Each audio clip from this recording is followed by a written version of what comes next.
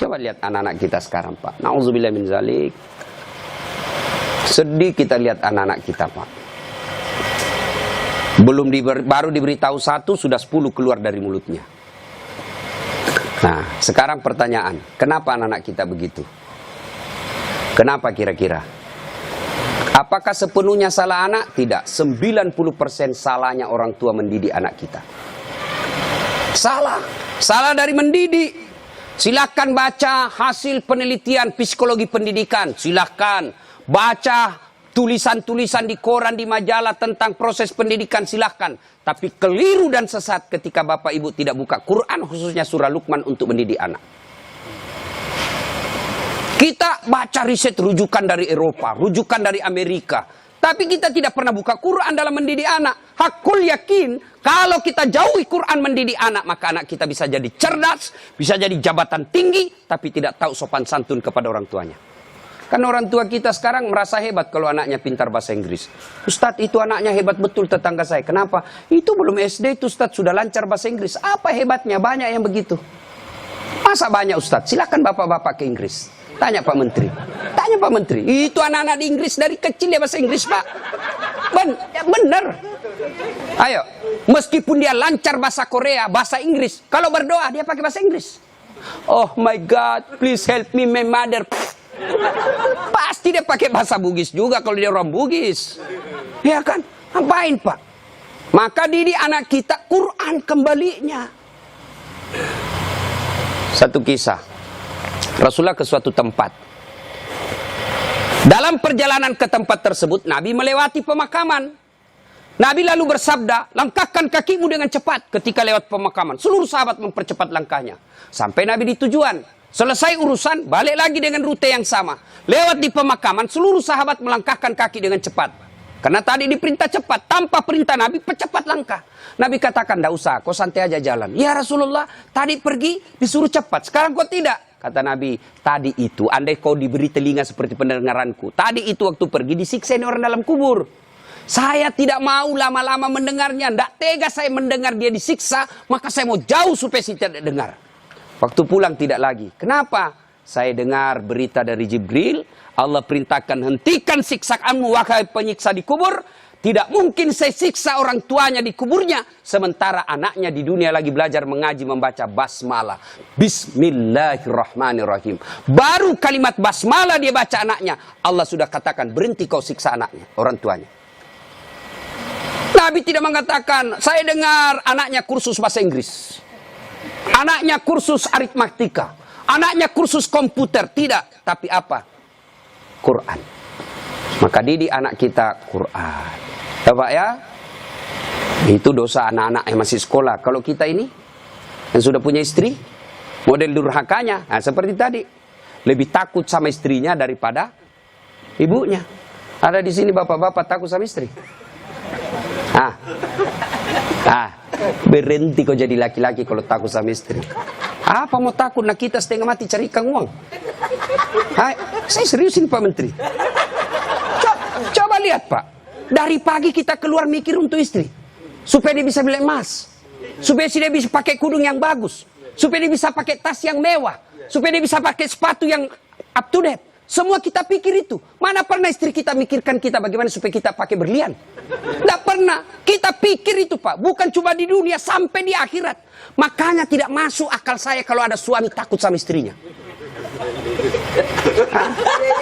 Mana mau takut? Semua kita tanggung dunia akhirat. Ya, di dunia kita tanggung AC-nya. Di dunia kita tanggung cicilan mobil. Di akhirat kita tanggung lagi dosa istri. Lalu dia kasih takut-takut kita. Pret! Bagaimana ceritanya? Lain kalau dia kasih kita modal 10 miliar. Kau sudahlah, kau duduk saja. Kita takutlah nanti habis modal. Tapi kalau kita juga yang cari uang, lalu kita takut sama istri, tidak masuk akal saya. Ya nggak Ustaz, dia pecahkan piring. Kalau dia pecahkan satu, kasih pecah satu lusin. Kenapa? Piring boleh dibeli. Harga diri sebagai suami tidak boleh diinjak-injak istri. Takbir. Yang takbir pasti takut sama istrinya. Coba. Nah, itu kan ada laki-laki dosa sama mertua, sama ibunya gara-gara takut sama istri. Contoh ya. Nih, dapat bonus di kantor. Lalu suaminya berkata, "Ma, ini kan COVID lama kita tidak kunjungi bapak di kampung. Kita kunjung tentu bawa wabah buat ibu bapak kita. Sudahlah, ini bonus kita transfer aja. Mudah-mudahan ini bisa digunakan ibu. Beli makanan kesukaan. Dia menikmati air usia senja." Apa kata istrinya? "Apa? Ibumu terus. Kawin kok sama ibumu? Nih dongo. Mana orang bisa kawin sama ibu? Ada kan ibu ngomong begitu, beleng-beleng. Ini asli beleng-beleng. Mana bisa pilih kok, mamamu atau saya? Mana bisa dipilih antara ibu dengan istri? Ini pilihan yang tidak masuk di akal. Kalau saya istri saya bilang begitu, ceraikan saya. Sini kok, saya ajar kok bagaimana isi formulir penceraian." Benar Pak, jangan sampai Bapak berdosa gara-gara takut sama istri. Hilang berkah hidup rumah tangga kalau ibu takut sama istri, berbuat baik sama orang tua gara-gara takut sama istri. Mestinya istri yang baik, dia sujud syukur ketika mertua anaknya. Kenapa? Berdoa, "Ya Allah, mudah-mudahan anakku juga seperti ini ketika saya sudah punya istri, masih mengingat saya." Tapi kalau dari kecil anak kita dipertontonkan tidak boleh berbuat baik sama mertua, maka begitu ibu nanti juga tua, dikasih masuk panti jompo sama anak mantunya. Si mau kok. Dengar ibu ya. Mestinya sujud syukur. Alhamdulillah saya punya suami perhatian betul sama mertua. Mudah-mudahan anak saya juga seperti ini. Ya Allah, terima kasih kau kirim orang tua ini. Gara-gara ini orang tua saya punya suami jadi menteri. Andai saja bukan suami ini, orang tua ini punya anak, mungkin suami saya pengangguran. Bersyukur dengan cara apa? Jangan halangi. Dan kita juga suami jangan bersebelah. Mertua juga kita adalah orang tua kita. Konsep Islam itu ada 3 orang tua. 1 ibu bapak, 2 mertua, 3 orang yang pernah mengajari ilmu. Itu orang tua kita. Maka yang baik, datang ibunya suami, istri yang kasih hadiah. Datang orang tuanya istri, suami yang kasih hadiah. Malah jangan sembunyi-sembunyi. Karena takut sama istri, masuk di dapur mamanya. Mak, jadilah istri saya, mati saya. Beleng-beleng. Ya? Takbir. Jangan sampai bapak menjadi anak durhaka hanya karena takut kepada istri. Itu camkan itu Pak. Maka saya bilang sama istri saya, boleh kau marah-marah sama saya. Ada rezeki dari saya, kau habisi duit, itu rezekimu. Boleh kau maki-maki saya kalau kau marah. Boleh kau lempar kepalaku, yang penting tidak dikena. Satu yang tidak boleh saya dengar, jangan pernah kau sakiti perasaan ibu saya. Begitu sakit perasaan ibu saya, tidak ada mantan orang tua. Tapi istri, banyak namanya mantan istri. Nah itu harus tegas, ini prinsip buat kita anak. Nah, ini golongan pertama yang menderita ketika sakaratil maut, anak yang durhaka kepada orang tuanya. Bagaimana dengan almarhum anak Pak Tony? Atau kita yang sudah meninggal orang tuanya? Ustadz, saya dulu anak durhaka Ustadz. Berapa sering saya kasih keluar air mata ibu saya Ustadz. Tapi saya sudah sadar, saya sudah hijrah sekarang. Tapi orang tua sudah ada kubur. Gimana cara berbuat baiknya? 1, doakan. Mendoakan orang tua tidak harus pakai bahasa Arab. Mendoakan orang tua bagi yang menikah, ada 4 minimal kita minta. Ya Allah, ampuni dosanya. 2, terima amalnya. Ada amal tidak diterima? Ada. Amal-amal pilkada. Sumbang jilbab 10.000 supaya dicoblos. Nah, nanti ya Allah, mana jilbabku 10.000? Kata malaikat, bos, pilkada jilbabmu. Ya, tidak sampai. Pun kalau ada amal orang tua kita seperti itu, dia pernah caleg, maka kita berdoa, ya Allah, terima amalnya orang tuaku. Yang ketiga, lipat gandakan amalnya tersebut.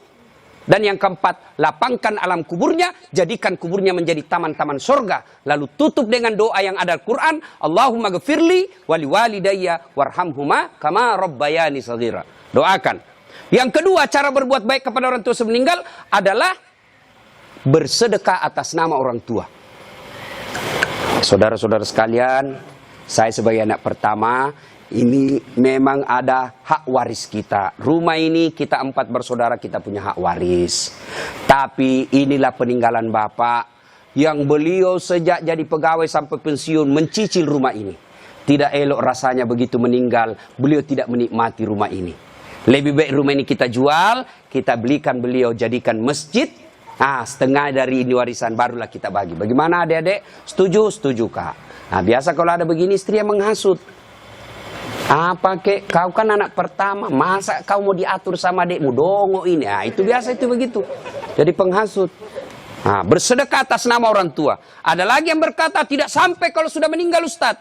Mau bukti? Bawa sedekah kepada orang meninggal sampai. Mau bukti? Mau, Pak? Mau, saya kasih bukti. Gimana caranya? Bapak meninggal dulu, saya kirimkan sedekah. Sebab yang begini alam gaib, Pak. Tidak bisa diakali. Kalau Bapak tidak percaya, sudah mati duluan deh. Saya kirim Fatihah dengan binatang kurban. Yang ketiga, cara berbuat baik kepada orang tua sudah meninggal adalah mengunjungi karib kerabatnya. Besok lusa, anaknya almarhum, masih hidup teman-temannya Bapak, ketika sudah usur, anaknya sudah menjadi pembesar, maka kunjungi karibnya. Itulah cara berbuat baik kepada orang tua yang sudah meninggal. Dan yang paling konkret, kalau mau berbuat baik kepada orang tua yang sudah meninggal adalah jadilah anak yang soleh atau soleha. Nah, ibu bapak, saudara-saudara sekalian. Nah, ini yang perlu diluruskan. Orang datang melayat, satu, banyak nginjak-nginjak sunnah Nabi. Dua, tidak ada manfaat buat orang meninggal. Tiga, datang bawa dosa. Coba lihat prakteknya, saya lihat ini. Kenapa saya bilang datang bawa dosa? Datanglah ibu-ibu gaul. Kudung hitam, baju hitam, rok hitam, kacamata hitam, payung hitam. Saya tanya, kenapa hitam-hitam? Dia bilang, Ustaz, selebriti. Tidak, sunnah itu putih-putih. Dosa enggak hitam-hitam? Tidak, tapi dicintai Allah dan Rasulnya kalau bapak ibu pakai putih-putih. Dua, datang tambah-tambah dosa. Itu tadi sunnah Nabi. Yang kedua, datang tambah-tambah dosa. Kenapa tambah-tambah dosa? Datang cerita jelek aja orang, Pak. Lewat satu, terutama ibu-ibu tuh. Mulai pintu dia lihat, Pak. Mulai dilihat dari ujung rambut sampai ujung kaki. Lewat, si Kobi itu kata orang Bugis. Si Kobi nih. Apa? Dia enggak cerita, tapi mulutnya, matanya sinis. Kenapa? Lipstiknya palsu. Kenapa kau tahu? Melengket di giginya. Sudah satu dia gosip, lewat lagi satu. Tidak serasi kudunya sama roknya. Dia bilang, iyo kayak umbul-umbul. Bahkan Ustadz pun digosipnya. Lewat Ustadz Dasar, itu juga bajunya yang di YouTube. Tadi saya lewat, saya dengar, itu juga bajunya yang di YouTube itu Pak Ustadz. Kenapa? Saya pakai baju kau yang sibuk. Nah, itu gosip. Maka ibu majelis taklim saya di Makassar, saya anjurkan. Ibu datang melayat, satu, ada wudhu. Dua, bawa Quran minimal surah Yasin. Tiga, begitu datang, ibu baca Yasin bareng-bareng. Tidak bisa baca Yasin bareng-bareng, itu majelis taklim yang baik. Ketua majelis taklimnya, saudara-saudara sekalian, mari kita baca Yasin bareng-bareng, saya pimpin. Itu majelis taklim yang manfaat.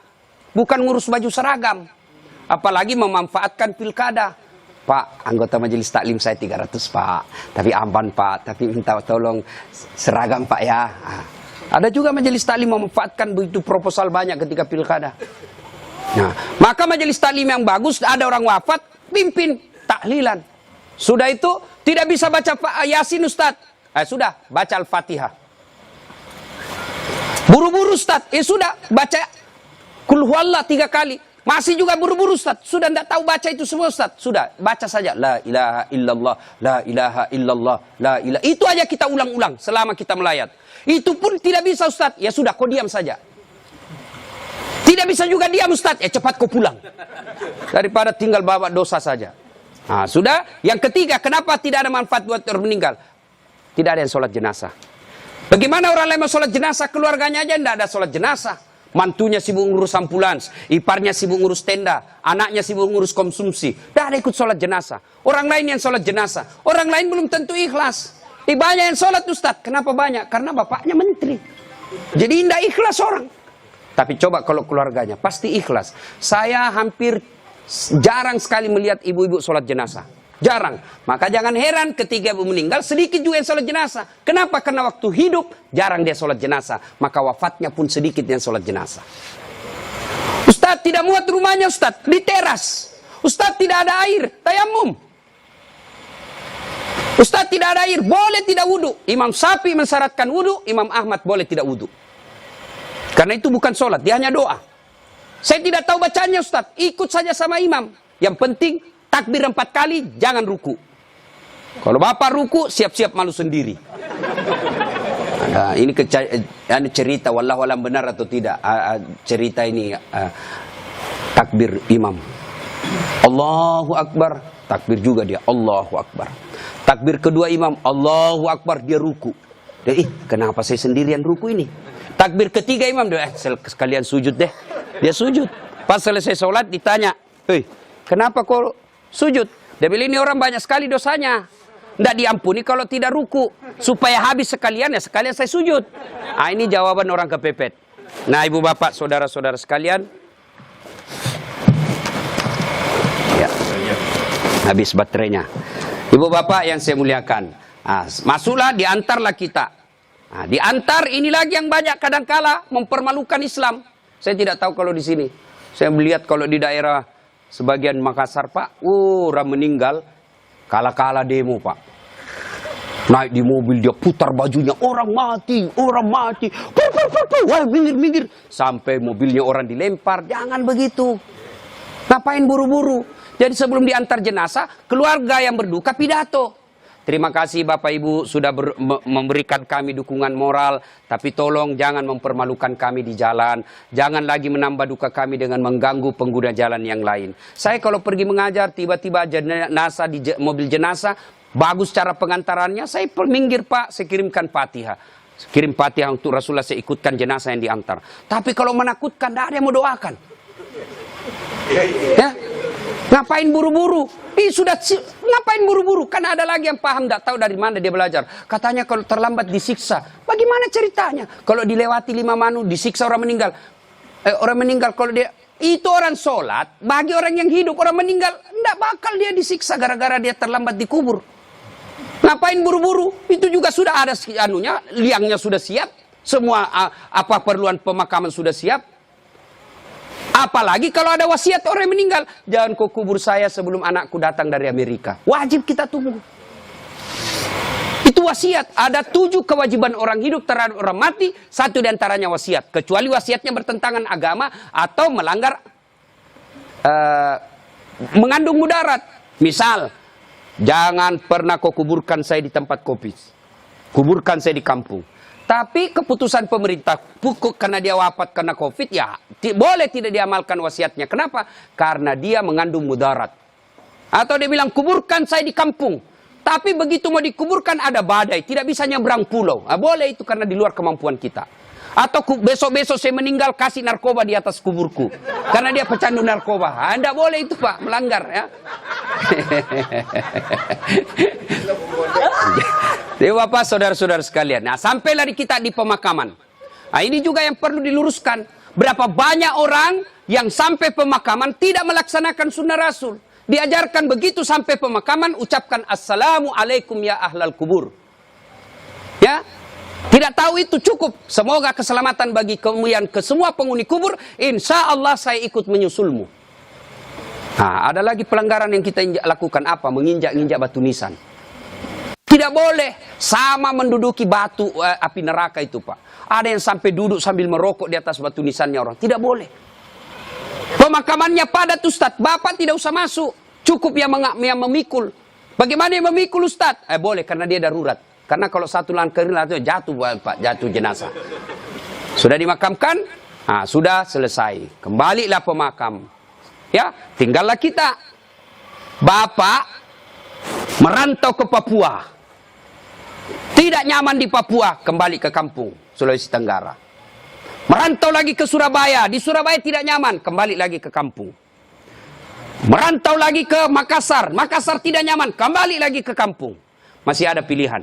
Bapak pegawai negeri ditugaskan ke Papua, tidak nyaman, tidak ada sinyal, Bapak boleh pensiun dini. Tidak disenang saya sama menteri saya, boleh Bapak pensiun dini, tidak ada masalah. Tapi begitu Bapak masuk kubur, senang tidak senang, tinggal kau di situ, tidak boleh kau keluar lagi. Siapa orang yang tersiksa di dalam kubur? Yang pertama kata Nabi, al-mutahawilu bis sholah, yang menganggap enteng sholat. Orang yang menganggap enteng sholat Pak, jangan, sudah. Sholat itu di akhirat nanti barcode. Bapak beli elektronik kan sekarang pakai barcode, ya kan? Nah, Bapak begitu setor jualan, berarti ini boleh, bawa. Di akhirat kalau bapak di barcode, bagus sholatnya. Tidurkan dia, kata Nabi, seperti tidurnya tidur pengantin baru. Tapi di barcode, hilang, redup-redup. Ini macet. Ini sholat Jumat, hari Jumat saja. Paling terlambat datang, paling cepat pulang. Orang khutbah dia tidur. Begitu bangun, aliran apa yang tidak ada khutbahnya? Bukan aliran apa, kau yang tidur beleng. Mana? Percaya apa? Orang yang tidak ada sholat demi Allah. Bapak tidak puasa, masih boleh disebut Islam. Bapak tidak haji, masih boleh disebut Islam. Bapak tidak bayar zakat, masih disebut Islam. Tapi tidak sholat, Imam Syafi'i menghukuminya, disuruh bertobat dan dia tidak mau, boleh dihukum mati. Itu kalau Imam Syafi'i. Disuruh sholat dan dia tidak mau, disuruh bertobat dia tidak mau, kata Imam Syafi'i, boleh dia dihukum mati. Begitu pentingnya sholat.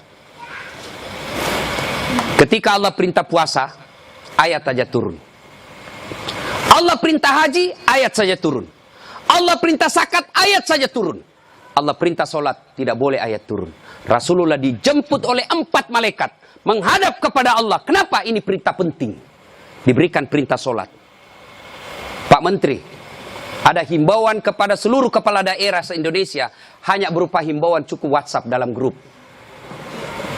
Tapi kalau itu berupa SK yang penting, Gubernur datang kantor Menteri. Kenapa? Ini penting. Tidak boleh kau di WhatsApp.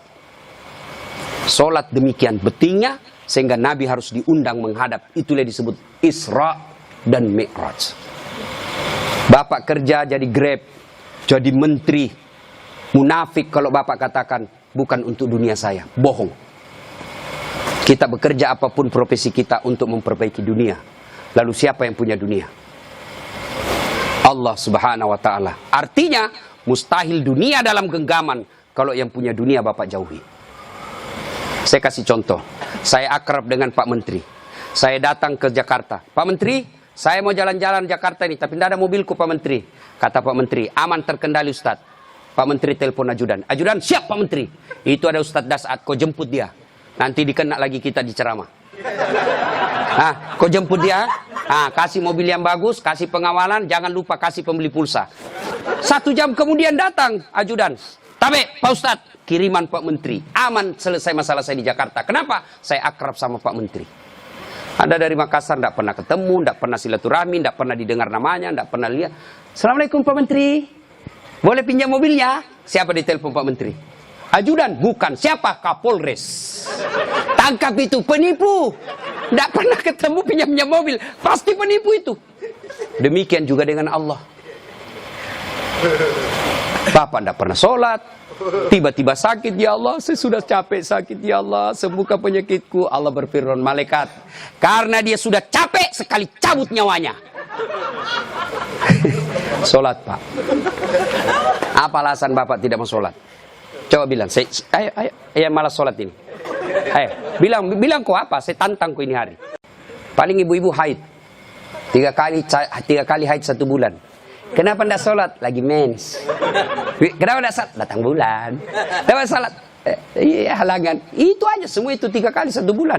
Tidak bisa. Bilang suaminya, kenapa belum sholat ibu? Biasanya cuma 5 hari, ini kok sudah 7 hari belum sholat. Orang belum bersih.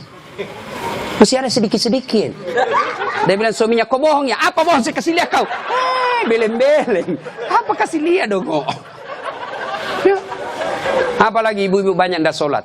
Kalau ada pesta pengantin, mukanya dikira tembok, coklat, biru, krem, abu-abu. Apalagi banyak ibu tidak sholat, gara-gara apa? Jilbab. Jilbab sakaratil maut. 3 lapis. Saya ini keliling-keliling ceramah Pak. Saya ke Brunei, itu ibu di sana, siku 3 saja kasih peniti selesai. Di Malaysia juga begitu, Filipina Selatan juga begitu. Saudi, lebih gampang masuk, kasih selesai Pak. Di sini la haula wala quwwata illa billah. Bingung saya bisa lihat, dia pengantin. Gimana caranya dipakainya? 3 lapis Pak, ada miring-miring sedikit. Ada cipin-cipin ini, ada kayak pohon di belakangnya. Begitu dia bilang suaminya, Bu, kau pergi sholat. Sadar kok Pak, saya sadar, saya suruh kau sholat. Bi sholat, kau ndak lihat ini Pak, 1 jam dipakai di jilbab. Dongo. Gara-gara jilbab ndak sholat, beleng-beleng. Ya nggak tahu Bu, saya suruh sini sholat Pak. Adik-adik, Saya bisa cerita seperti ini karena saya alami. Percayalah Pak, mustahil Allah sengsarakan hidupnya orang baik sholatnya. Tuhan apa yang sengsarakan hidupnya orang baik sholatnya? Udahlah Pak, Bapak mau dekat sama Pak Menteri, tidak usah cari muka sama Menteri. Muka Bapak sudah bagus. Ada juga siapa? Ya, cemen lu men. Kerja aja yang baik. Selebihnya sholat, minta kepada Allah. Kecil buat Allah jadi menteri. Kecil buat Allah dapat proyek, kecil. Jangankan yang tidak masuk, yang masuk akal. Tidak masuk akal Allah kasih. Masuk akal enggak manusia dibakar hidup-hidup bisa hidup? Masuk akal enggak? Enggak masuk akal. Tapi kalau Allah mau, Ibrahim alaihissalam dibakar keluar kedinginan. Masuk akal enggak perempuan hamil tidak pernah disentuh laki-laki? Kata ilmu kedokteran enggak mungkin Ustaz. Tapi kalau Allah yang mau, Siti Maryam. Akhir Isa tanpa pernah disentuh laki-laki. Cuma sekarang banyak perempuan mau sayangan Siti Maryam. Ada suaminya, ada anaknya, beleng-beleng. Coba. Coba. Subhanallah. Banyak kejadian tidak masuk akal tapi terjadi. Masuk akal enggak orang bisa hidup dalam perut ikan? Ada pernah masuk perut ikan? Kalau saya ikan masuk dalam perutku. Kalau Allah yang mau, Yunus alaihissalam 40 hari dalam perut ikan, hidup keluar dengan selamat. Apalagi sekedar punya mobil kecil buat Allah, kecil. Lunas rumahmu kecil buat Allah, terhindar dari wabah kecil buat Allah. Allah cuma minta ista'inu bisabri wassalah. Sabar, perbaiki solatmu, saya yang selesaikan semua masalahmu. Itu janji Allah, bukan janji caleg. Kalau caleg Pak dikasih semua kita namanya Pak, pilih saya, gampang, sama-sama kita orang Bugis. Ini masalah, ada masalahmu telepon saya 24 jam. Begitu ada masalahnya dia ganti nomor HP-nya Pak. Bapak saudara-saudara sekalian, banyak yang ini saya sampaikan tapi waktu yang terbatas. Pada akhirnya saya tidak pernah berpikir berdiri di tempat ini. Mestinya jadwal saya ada di Makassar takziah malam ini. Tapi begitu Pak Herman telepon dan dibicarakan saya sama Pak Menteri, saya lupa janji saya 2 Pak. Ceramah saya hari ini di Makassar, saya lupa Pak. Itu pasti karena orang yang meninggal orang baik. Saya terharu tadi istri beliau mengatakan, Ustadz 3 bulan sebelum beliau wafat, ceramahnya Ustadz selalu dia putar. Maka beliau katakan, saya terharu Ustadz karena saya tidak tahu kalau Ustadz yang mau ceramah malam ini. Ini karena kekuatan silaturahim. Ini karena pejabat yang baik. Ya. Banyak-banyak pejabat saya kenal Pak, kalau temannya meninggal paling kirim bunga. Ini alhamdulillah hadir memberikan dukungan dan mendatangkan Ustadz Dasat. Maju Pak Eko. Alhamdulillah ya. Bapak, saudara-saudara sekalian, sebelum kita akhiri, saya mau bertanya dan ini pasti dicatat oleh malaikat. Terima kasih. Sebagai kesimpulan, kullu nafsin sa'ikatil maut. Semua yang hidup pasti akan mati. Al mautu babun. Mati adalah pintu yang setiap kita pasti melewatinya. Karenanya, yang jadi masalah sesungguhnya bukan mati itu. Yang jadi masalah adalah sudah siapkah kita menghadapi kematian itu? Dan apa bekal sebaik-baik dalam menghadapi kematian? Satu diantaranya takwa, dan takwa itu operasionalnya, wujud nyatanya. Birrul walidain, berbuat baik kepada kedua orang tua, dan peliharalah sholat dengan sebaik-baiknya. Demikian, lebih dan kurangnya mohon dimaafkan. Nun wal kalam ya misturun, billahi fisabilil haq. Sebelum kita akhiri, mari kita kirimkan suratul Fatihah kepada Rasulullah Muhammad sallallahu alaihi wasallam.